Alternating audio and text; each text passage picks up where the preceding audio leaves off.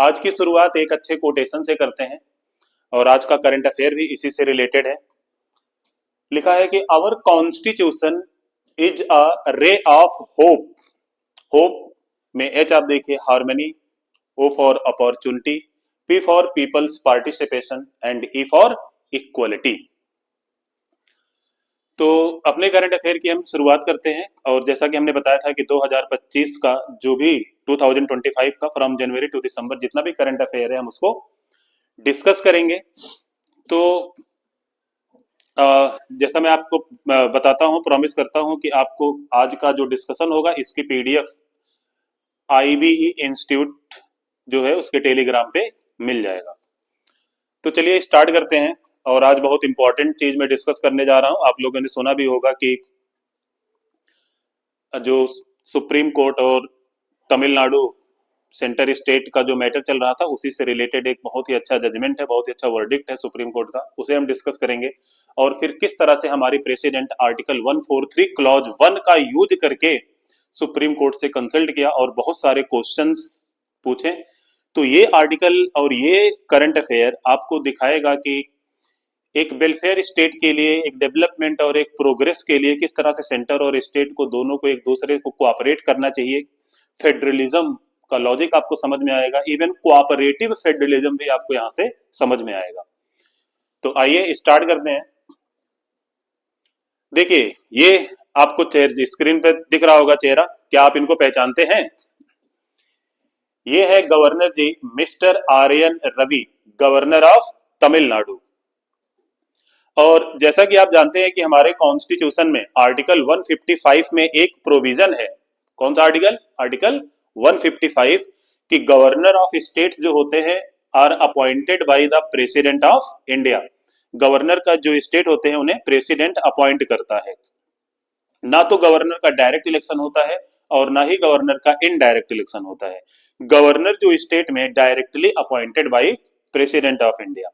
और अगर आप देखेंगे सेंटर में सरकार किसी और पॉलिटिकल पार्टी है और स्टेट में कोई दूसरी पॉलिटिकल पार्टी है, तो गवर्नर के थ्रू ऐसा लोग मानते हैं कि गवर्नर जो बायस्ड होता है, ज्यादातर उसका जो रुझान होता है, जो टेंडेंसी होती है, ज्यादातर उस सेंटर की तरफ झुका होता है।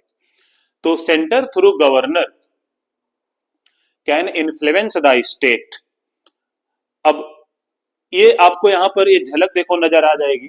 मिस्टर आर एन रवि जो गवर्नर ऑफ तमिलनाडु के हैं 2020 से 2020 टू 2023, 2020 से 2023 के बीच में आप देखेंगे यहां पर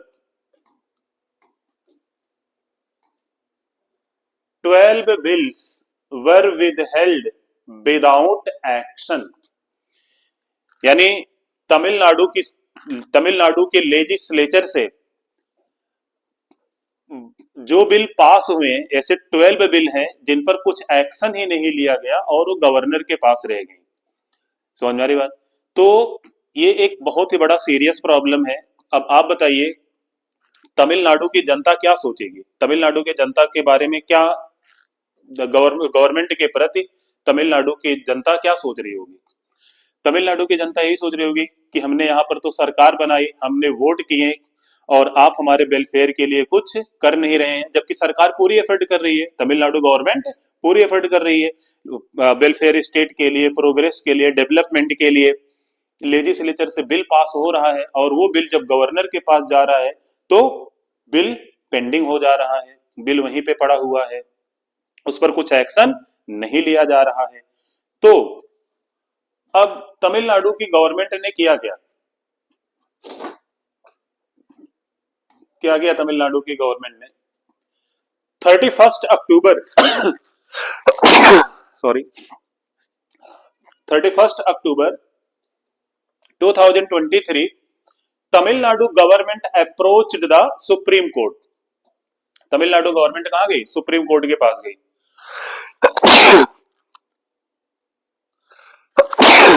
सॉरी मुझे थोड़ा सा जुकाम हुआ है। तो आप बताइए कि आखिर तमिलनाडु की गवर्नमेंट सुप्रीम कोर्ट के पास क्यों गई? क्योंकि ये देखिए सेंटर स्टेट का मामला है, it is a matter of centre state.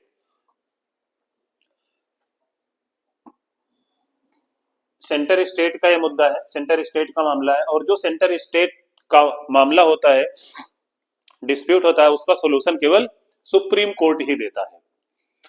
तो 31 अक्टूबर 2023 को तमिलनाडु गवर्नमेंट सुप्रीम कोर्ट को अप्रोच करती है, और आप जानते हैं क्यों अप्रोच कर रही है, क्योंकि ये जो मैटर है, this matter it is a matter of centre state relation, ये सेंटर स्टेट रिलेशन का मैटर है।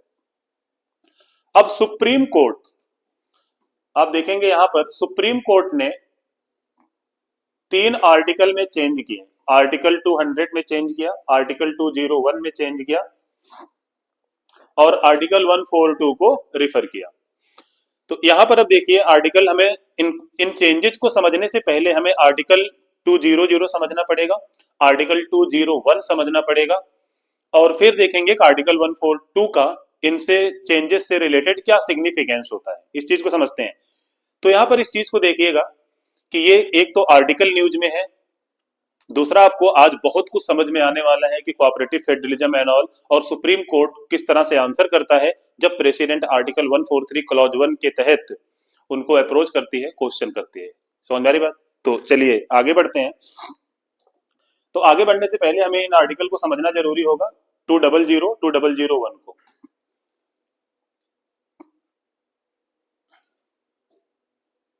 तो देखिए अंडर आर्टिकल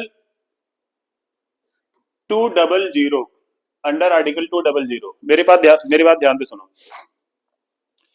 जब स्टेट लेजिस्लेचर से बिल पास होता है, अगर बाई कैमरल लेजिस्लेचर है तो लेजिस्लेटिव काउंसिल भी वहां होगी, यानी स्टेट लेजिस्लेचर से अगर बिल पास होता है तो बिल फिर किसके पास जाएगा?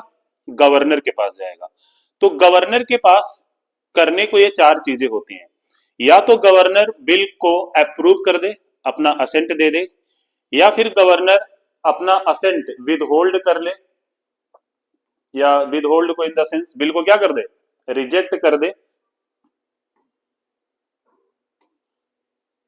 या फिर गवर्नर तीसरी चीज बिल को रिटर्न कर दे, बिल को क्या कर दे? रिटर्न कर दे। और फोर्थ, और जो काफी इंपॉर्टेंट चीज है, बिल को गवर्नर रिजर्व कर दे प्रेसिडेंट के लिए। तो देखिए आर्टिकल 200 में मैं यही आपको एक्सप्लेन करा रहा हूं। Once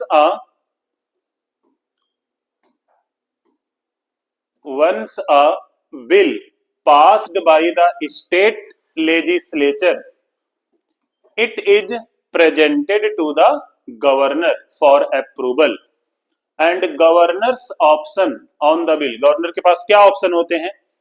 give ascent, give ascent मतलब बिल को अप्रूव कर दे, अपना साइन कर दे, बिल पे साइन कर दे तो बिल पास हो जाएगी, या फिर विदहोल्ड असेंट,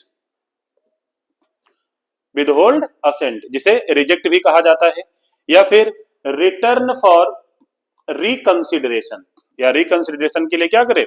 रिटर्न कर दे। और अगर इन तीनों में से कुछ नहीं करता तो there is a fourth important चीज, रिजर्व फॉर प्रेसिडेंट, बिल को प्रेसिडेंट के लिए क्या कर दे? रिजर्व कर दे। समझ आ रही बात? अब बिल प्रेसिडेंशियल के लिए प्रेसिडेंट के पास चली जाती है, रिजर्व हो जाती है, इस चीज को ध्यान रखना, फोर्थ पॉइंट को दिमाग में रखना। चौथा पॉइंट क्या है? बिल जो है रिफर कर दी गई किसको? प्रेसिडेंट को। समझ आ रही बात कि नहीं? अब आई होप आप आर्टिकल 200 समझ गए होंगे कि लेजिस्लेचर से जब बिल पास होती है, गवर्नर के पास जाती है, तो गवर्नर उस बिल पर क्या क्या एक्शन ले सकता है, ये 4 चीजें आपको यहां पर लिख दी गई हैं। अब इस चीज को समझना आप।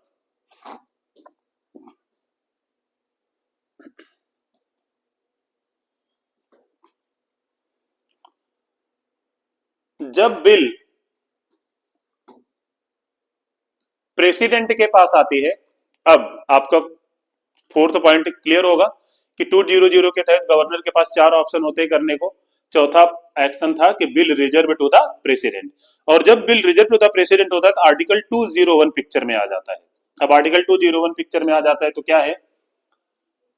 Option for president, role of president, role of president 201, article 201 यानी बिल प्रेसिडेंट को रिफर कर दी गई, स्टेट लेजिस्लेचर की बिल गवर्नर ने प्रेसिडेंट को रिफर कर दी गई, तो आर्टिकल 201 प्रेसिडेंट का रोल बताता है। तो प्रेसिडेंट के पास क्या ऑप्शन होते हैं, प्रेसिडेंट या तो असेंट कर दे यानी बिल को अप्रूव कर दे, या बिल को रिटर्न कर दे, लेकिन अगर मनी बिल है तो रिटर्न नहीं कर सकता, बट अगर मनी बिल नहीं है तो रिटर्न कर सकता है, या फिर विद होल्ड, अपना असेंट विद होल्ड कर ले, रिजेक्ट कर दे। उसके बाद लेजिस्लेचर के पास है आप, क्योंकि अगर बिल जब एक बार प्रेसिडेंट के पास आ जाती है तो गवर्नर को बाईपास कर दिया जाता है, फिर गवर्नर का कोई रोल नहीं रहता। बिल अगर रिटर्न करता है तो लेजिस्लेचर फिर उसे president president governor sorry president legislature president legislature इन्हीं के बीच में गेम चलता है। तो the legislature must reconsider and act with in 6 month, 6 month के अंदर उस पर एक्ट करेगा, रिएक्ट करेगा, ये सारी चीजें यहां पर होती हैं। अब इस चीज को आप समझना,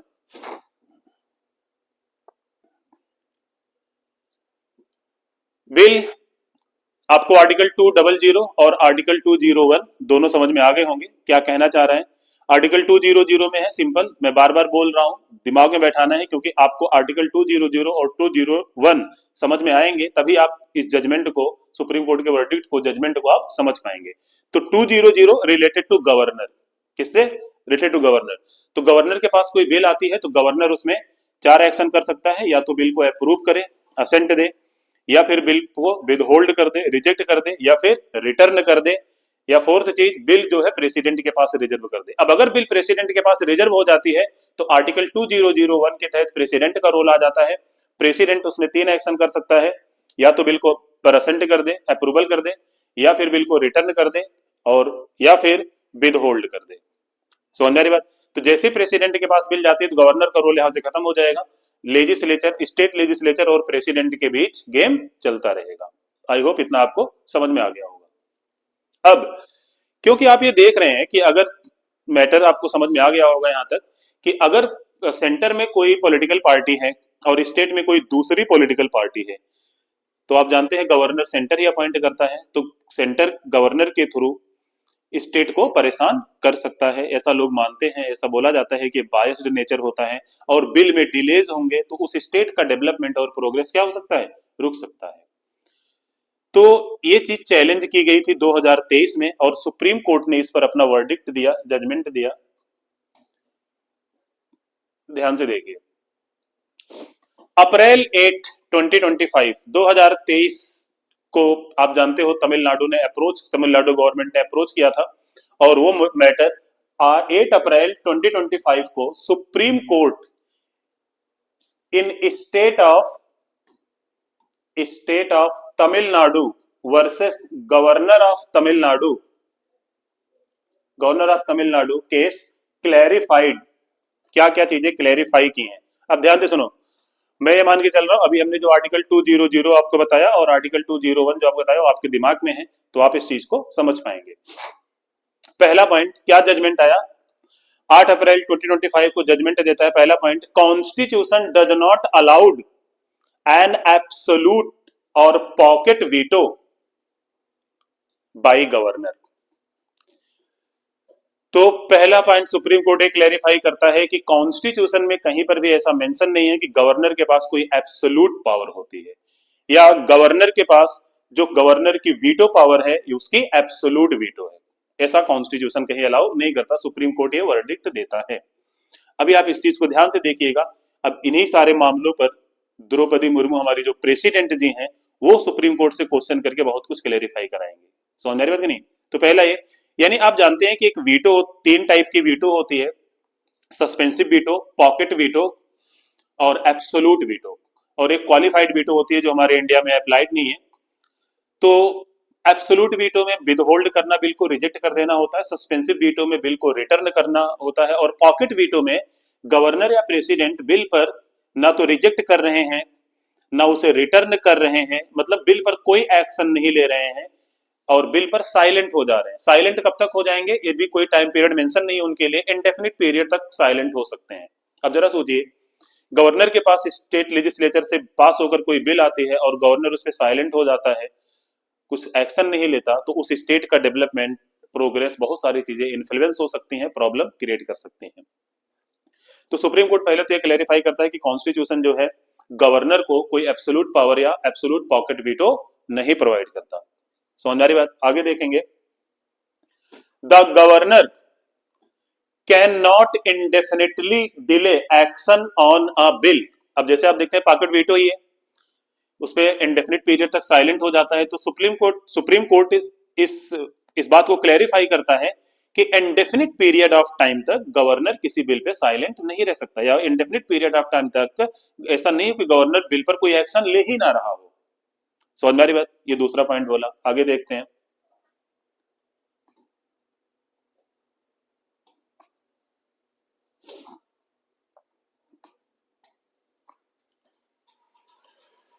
point number 3, must act on aid and advice of the state cabinet when dealing with bill as per article 200। अभी आपने आर्टिकल 200 देखा, वहां पर 4 चीजें गवर्नर कर सकता है। सुप्रीम कोर्ट ये कहता है कि गवर्नर को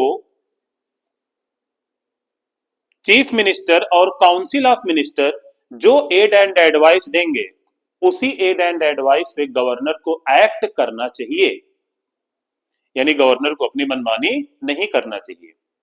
समझ आ रही बात कि नहीं? इस चीज को क्लैरिफाई करते हैं, लेकिन आप ध्यान रखना गवर्नर के पास डिस्क्रिशन पावर होती है आर्टिकल 163 क्लॉज 2 के तहत।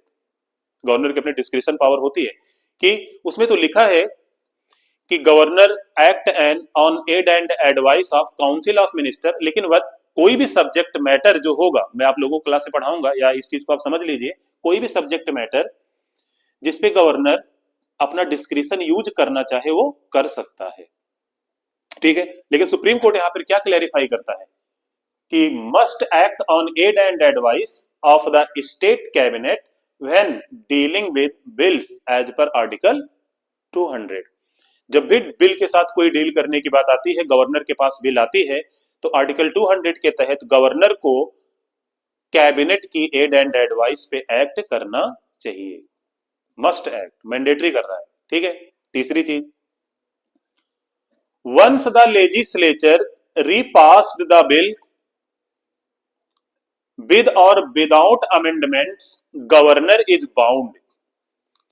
एक बार अगर मान लो गवर्नर ने बिल को रिटर्न कर दिया और स्टेट लेजिस्लेचर ने उस पर बिना कुछ अमेंडमेंट किए या अमेंडमेंट करके दोबारा से गवर्नर के पास भेजता है, तो गवर्नर उस पर साइन करने के लिए क्या है? बाउंड है, ऐसा बोला गया है, ठीक। यानी स्टार मार्क है, आप देखिए, governor can not reserve a reenacted bill. Governor can not reserve a reenacted bill. यहां पर वही लिखा गया है कि जो बिल गवर्नर के पास दोबारा आ जाती है, उस बिल को गवर्नर प्रेसिडेंट के पास रिजर्व नहीं कर सकता। एक बार मान लो गवर्नर ने बिल को रिटर्न कर दिया, जब रिटर्न किया, लेजिस्लेचर से बिल पास होकर गवर्नर के पास दोबारा आया, तो गवर्नर उस बिल को प्रेसिडेंट के कंसिडरेशन के लिए या प्रेसिडेंट को रिफर नहीं कर सकता, वो बाउंड है, उसे साइन करना ही चाहिए। फिफ्थ पॉइंट कहता है action on bill within 1 month. अब मेरी बात ध्यान से सुनिए, यहां पर टाइम लिमिट लगा दी, बहुत इंपॉर्टेंट पॉइंट है, बहुत। सुप्रीम कोर्ट ने टाइम बाउंड कर दिया कि गवर्नर को बिल पर 1 महीने के अंदर एक्शन लेना ही पड़ेगा। ये पॉइंट बहुत इंपॉर्टेंट है, इस चीज को आप समझिए। सुप्रीम कोर्ट का वर्डिक्ट, सुप्रीम कोर्ट का judgment 8 April 2025, action on bill within 1 month. 1 महीने के अंदर बिल पे एक्शन लेना पड़ेगा। टाइम लिमिट लगा दी, टाइम बाउंड कर दिया।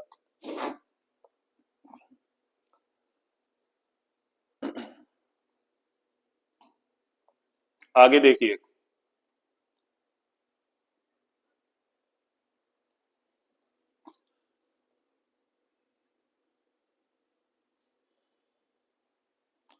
refusal to assent.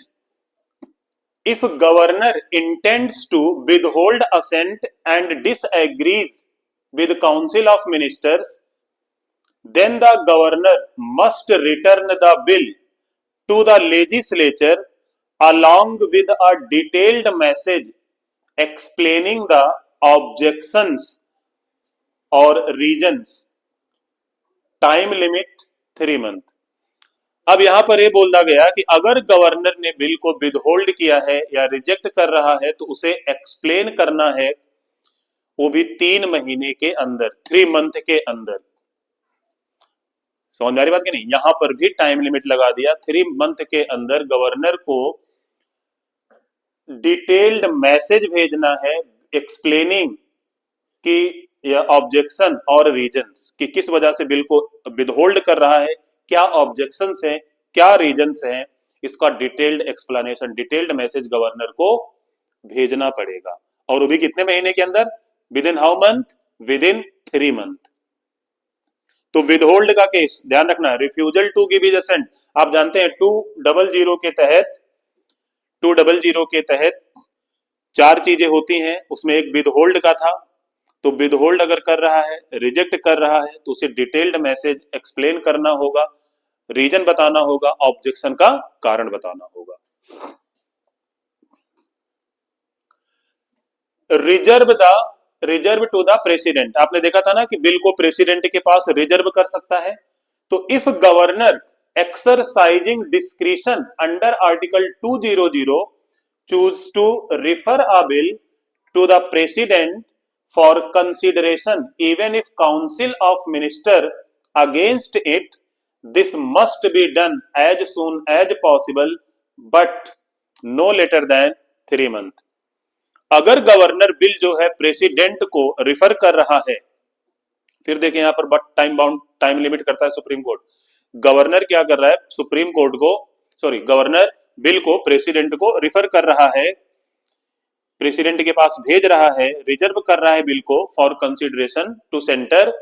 तो सुप्रीम कोर्ट यहां कहता है कि अगर ऐसा कुछ हो रहा है तो 3 मंथ के अंदर बिल पे एक्शन लेना पड़ेगा। टाइम लिमिट लगा दी 3 मंथ के अंदर। और क्योंकि आप जानते हो कि स्टेट लेजिस्लेचर से बिल पास होकर गवर्नर के पास आई और गवर्नर वो बिल प्रेसिडेंट को रिफर कर रहा है और काउंसिल ऑफ मिनिस्टर या कैबिनेट उस रिफर करने से अगेंस्ट में है, तो गवर्नर को बिल पर 3 महीने के अंदर, 3 मंथ के अंदर ये सारा कुछ एक्शन करके निपटाना होगा, कंप्लीट करना होगा। यहां पर भी टाइम लिमिट लगा दी। ठीक, समझ रहे होंगे आप? अब आगे देखते हैं।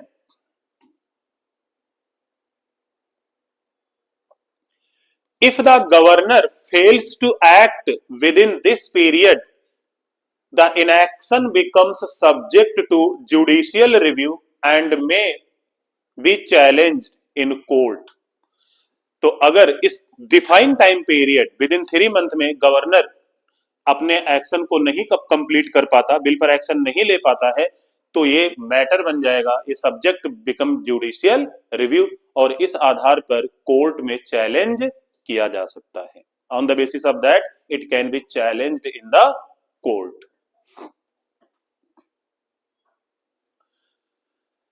तो आई होप ये सारे जजमेंट जो वर्डिक्ट सुप्रीम कोर्ट ने दिए आपको दिमाग में बैठ रहे होंगे कि टाइम लिमिट लगा रहा है, अगर गवर्नमेंट विदहोल्ड रिफ्यूजल कर रहा है तो भी उसे डिटेल्ड एक्सप्लेनेशन देनी पड़ेगी 3 मंथ के अंदर, और प्रेसिडेंट के पास रिजर्व कर रहा है तो भी 3 महीने के अंदर उसे आंसर करना, मतलब एक्शन लेना होगा। और अगर नहीं कर पा रहा है तो it become base for judicial review, या इस बेस पर कोर्ट में चैलेंज किया जा सकता है। ये चीज। दूसरी चीज आपने देखा कि गवर्नर के पास बिल आ रही है और वो बिल पर विद इन 1 मंथ उसे एक्शन लेना ही लेना है। समझ में बात? ये सारे पॉइंट दिमाग में होंगे। अब थोड़ा सा कॉन्स्टिट्यूशनल बात कर लेते हैं। अभी तक सुप्रीम कोर्ट ने जो भी वर्ड, अब देखो यहां पर आपको समझ में आ रहा होगा कि सुप्रीम कोर्ट अपना इंटरप्रिटेशन कैसे दे रहा है, किस तरह से सुप्रीम कोर्ट कॉन्स्टिट्यूशन के, अगर कॉन्स्टिट्यूशन में कोई चीज नहीं भी लिखी है, कोई भी मैटर जो कॉन्स्टिट्यूशन में इज नॉट रिटन, तो उस मैटर को भी सुप्रीम कोर्ट क्या करता है? इंटरप्रेट कर रहा है, बता रहा है। समझ में आ रही बात कि नहीं? अब इस चीज को आप देखेंगे। अब the constitution does not prescribed any time limit for governor और president to act on bill. Constitution में कहीं पर भी ये नहीं लिखा है कि गवर्नर या प्रेसिडेंट बिल पर कब एक्ट करेंगे, कब नहीं एक्ट करेंगे, या विद इन कितने मंथ में एक्ट करेंगे, यानी टाइम पीरियड का कोई बाउंडेशन नहीं मेंशन है। समझ में आ रही बात कि नहीं? तो मेंशन नहीं है, लेकिन सुप्रीम कोर्ट ने देखा, अभी आपने इंटरप्रेट किया, बहुत सारी चीजें डेराइव की, बहुत सारी चीजें बताई। अब इस चीज को समझना, आर्टिकल 142 कहता है कंप्लीट जस्टिस। कंप्लीट जस्टिस यानी सुप्रीम कोर्ट अपना जो भी जजमेंट देता है, जो भी वर्डिक्ट सुनाता है, जो भी फैसला देता है, वो एक लॉ बन जाता है। ये क्या बन जाता है? लॉ बन जाता है। यानी अभी तक आपने जो पीछे देखा, जो भी सुप्रीम कोर्ट ने जजमेंट दिया, जो भी 8 अप्रैल 2025 को जो भी हिस्टोरिकल जजमेंट दिया, वो क्या बन गया? लॉ बन रहा है। समझ में आ रही बात कि नहीं? यहां पर अब हमारे देश की प्रेसिडेंट श्रीमती द्रौपदी मुर्मू मुर्मू जी, अब आप जानते हो किसी एक महिला को चैलेंज करना और इस तरह से आप किस गवर्नर पे, प्रेसिडेंट पे टाइम बाउंड कर रहे हो, तो इनको कहीं ना कहीं हर्ट हुआ होगा। और आप जानते हैं आज की हमारी आयरन लेडी, आयरन, आप जानते हैं विमेन एम्पावरमेंट का जमाना चल रहा है। तो मुर्मू जी ने 15 ऑफ में 2025 को 15 ऑफ में 2025 सुप्रीम कोर्ट का जजमेंट कब आया? 8 ऑफ अप्रैल। और 25 मई को, सॉरी 15 मई को, नॉट 25 मई, 15 में 2025 को president Murmu under article 143 clause 1 has made point reference to supreme court. आप जानते हैं मैंने आर्टिकल 143 क्लास में भी आपको पढ़ा दिया है, और आर्टिकल 143 कहता है right to consult to supreme court. President का अपना कुछ है जो सुप्रीम कोर्ट से क्या कर सकते हैं? कंसल्ट कर सकते हैं, क्वेश्चन पूछ सकते हैं। तो आर्टिकल 143 क्लॉज 1 के तहत हमारे देश की प्रेसिडेंट ने सुप्रीम कोर्ट से 14 क्वेश्चन पूछे। कितने क्वेश्चन पूछे? 14 क्वेश्चन पूछे। अब आपको उधर सुप्रीम कोर्ट के सारे जजमेंट दिमाग में होने चाहिए, आर्टिकल 200 दिमाग में होना चाहिए, 201 दिमाग में होना चाहिए, और आप अब देखेंगे कि किस तरह से आपको क्लैरिटी आती है कि प्रेसिडेंट किस तरह से सुप्रीम कोर्ट से क्वेश्चन पूछते हैं और सुप्रीम कोर्ट उसका कैसे आंसर करता है। तो चलिए देखते हैं कि इन्होंने क्या 14 क्वेश्चन पूछे। मैं सारे 14 क्वेश्चन तो नहीं, लेकिन कुछ इंपॉर्टेंट क्वेश्चन है जो आपके समझने के लिए उनको यहां पर डिस्कस करेंगे। आइए,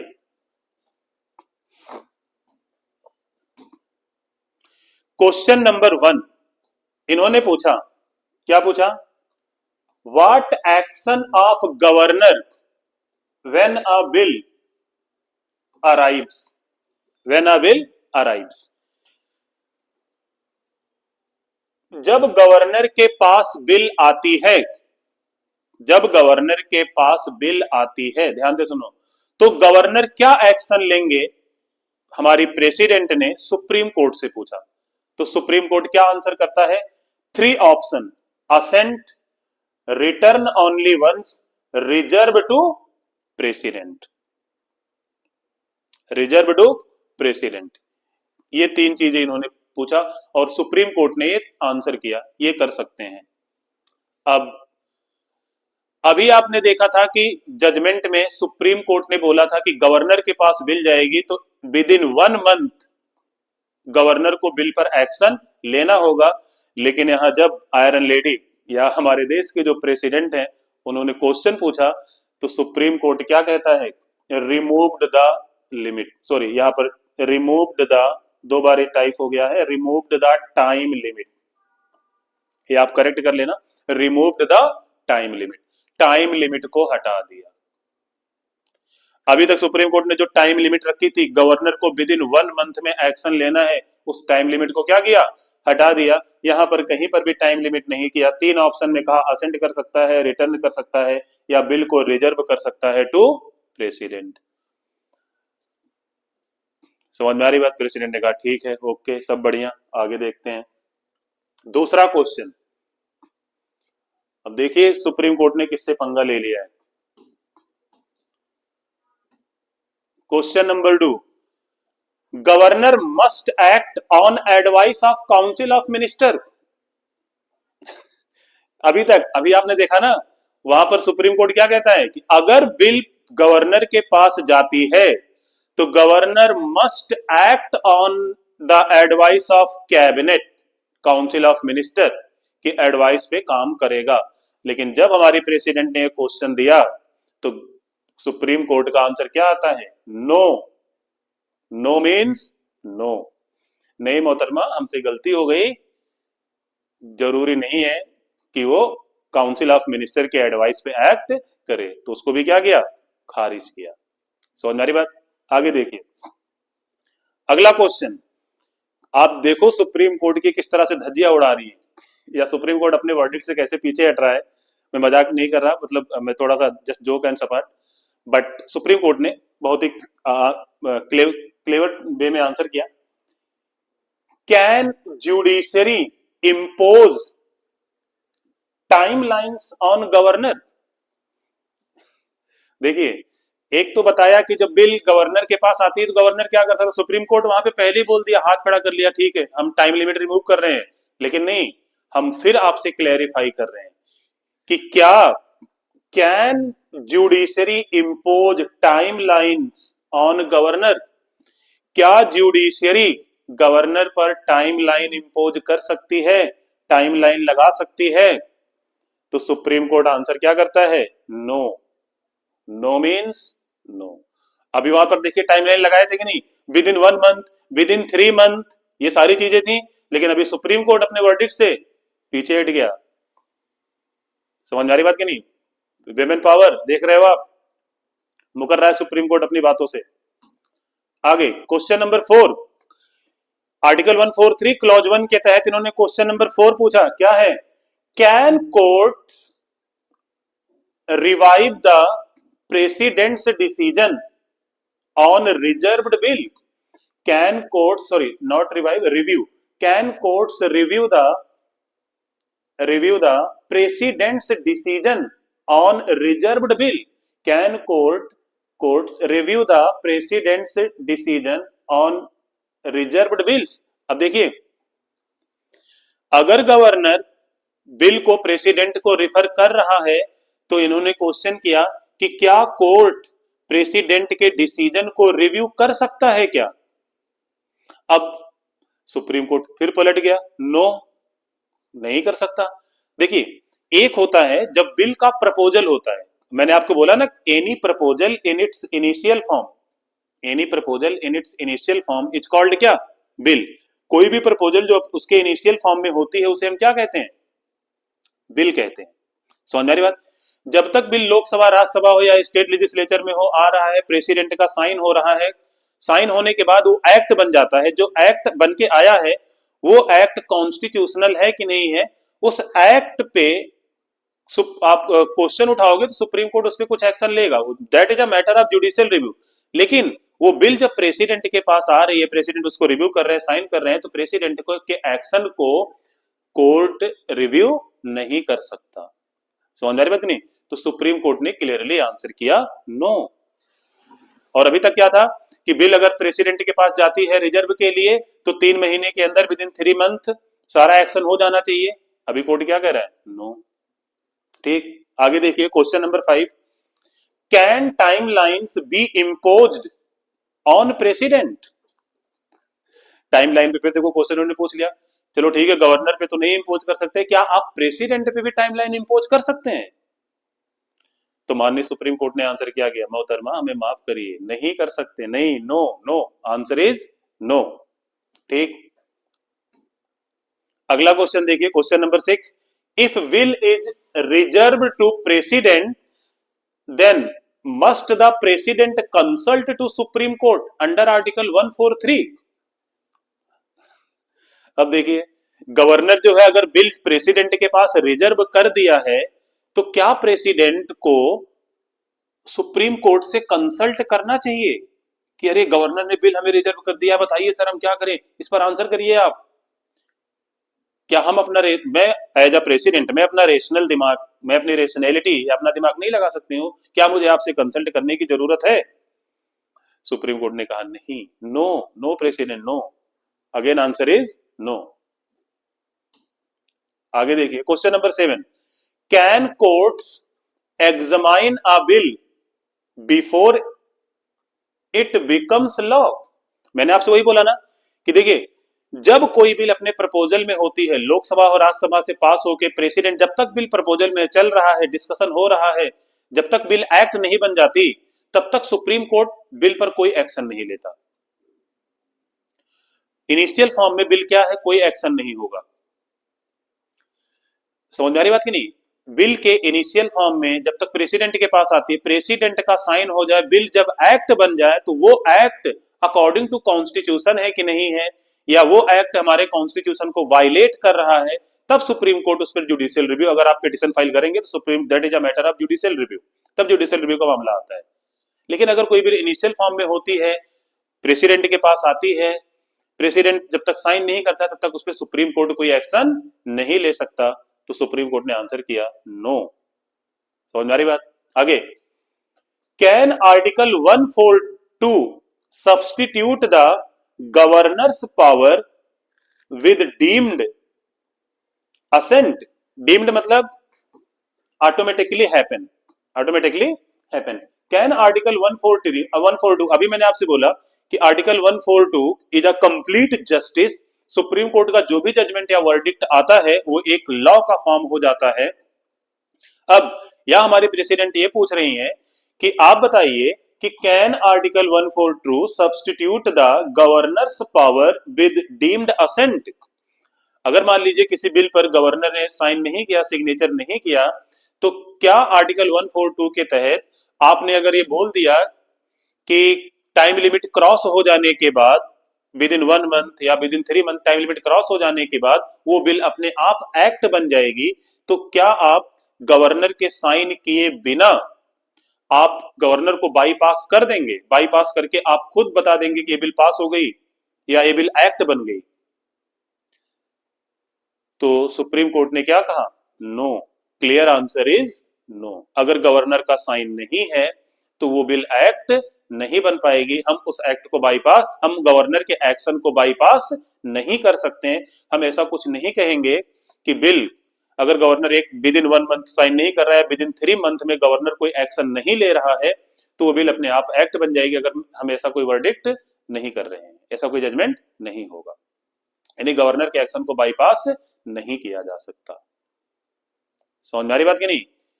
तो अभी आपकी वो 1 मंथ 3 मंथ या टाइम लिमिट भी हट गई है, कुछ नहीं है, जो सब कुछ पहले था वो सब कुछ अभी भी वैसे ही चल रहा है। अब देखिए, जब तमिलनाडु की गवर्नमेंट ने ये मुद्दा उठाया था, पिटीशन फाइल किया था, और जब सुप्रीम कोर्ट ने जजमेंट दिया था, तो तमिलनाडु स्टेट के अलावा और बाकी सारे स्टेट में भी खुशी की लहर दौड़ गई थी कि चलो ये तो अच्छा हुआ यार कि गवर्नर जो सेंटर के द्वारा अपॉइंट किया जाता है, अब उसको 1 महीने के अंदर या 3 महीने के अंदर एक्शन लेना पड़ेगा। ये सारी चीजें थी। समझ में आ रही बात? सारे स्टेट खुश थे, सब कुछ हैप्पी हैप्पी हो रहा था कि अगर स्टेट में अलग पार्टी है, सेंटर में अलग पार्टी है, तब कोई बायस नेचर नहीं रहेगा। समझ में आ रही बात कि नहीं? लेकिन आर्टिकल 143 क्लॉज 1 के तहत ये सारे क्वेश्चन जब पूछे गए, सुप्रीम कोर्ट अपने जजमेंट से मुकर जाता है। समझ में आ रही बात कि नहीं? लेकिन फिर भी सेंटर और स्टेट को, आप जानते हैं, सेंटर और स्टेट को मिलकर काम करना चाहिए ताकि एक कोऑपरेटिव फेडरलिज्म का नेचर डेवलप हो, प्रोग्रेसिव सोसाइटी हो, डेवलपमेंट हो और चीजें आगे बढ़े, तो सबके लिए अच्छा रहेगा। समझ में आ रही बात? आगे देखिए, question number 9, can a bill become a law without the governor signature? देखिए, कहते हैं ना कि किसी को जब परेशान करना हो तो खूब करो। अभी अभी सुप्रीम कोर्ट ने कहा कि नहीं मोहतरमा, हम गवर्नर के एक्शन को बाईपास नहीं कर सकते, यानी गवर्नर जब तक उस पर साइन नहीं करेगा तब तक वो एक्ट नहीं बनेगी। लेकिन फिर उन्होंने क्वेश्चन पूछ लिया कि can a bill become a law without the governor signature? तो सुप्रीम कोर्ट कहता है नहीं, नो। No means no. समझ में आ रही बात कि नहीं? जब तक गवर्नर का सिग्नेचर नहीं होगा तब तक कोई बिल एक्ट का फॉर्म ले ही नहीं सकती। क्लियर? तो आई होप आपको ये सारे क्वेश्चन समझ में आए होंगे। 143 क्लॉज 1 का मतलब समझ में आया होगा, और जो भी सुप्रीम कोर्ट का वर्डिक्ट था वो सब कुछ नलीफाई कर दिया गया है। अभी जैसे पहले से था सब कुछ वैसे ही चल रहा है। तो आप यहाँ पे कमेंट करिए क्या ये सब कुछ सही है कि नहीं है, या इसमें कुछ चेंजेस लाने चाहिए कि नहीं। तो आज के लिए इतना ही। होप आपको ये, आपने लेक्चर एंजॉय किया होगा, और ये आपका आईबीई इंस्टीट्यूट में सिविल सर्विसेज आईएएस और पीसीएस का बैच, फाउंडेशन बैच, प्रीलिम्स और मेंस के 6 जनवरी से स्टार्ट हो रहा है। नए साल में आप लोग आइए, ज्वाइन करिए और अपने सपनों को साकार कीजिए, अपने ड्रीम्स को पूरा कीजिए। जाते जाते मैं आपको एक शायरी सुना देता हूं कि इत्र से अपने जिस्म को तो महका सकता है कोई, इत्र से अपने जिस्म को तो महका सकता है कोई, मजा तो तब है जब वो किरदार, सॉरी, मजा तो तब है जब वो खुशबू आपके किरदार से आए। चलिए ठीक है, thank you so much, good night.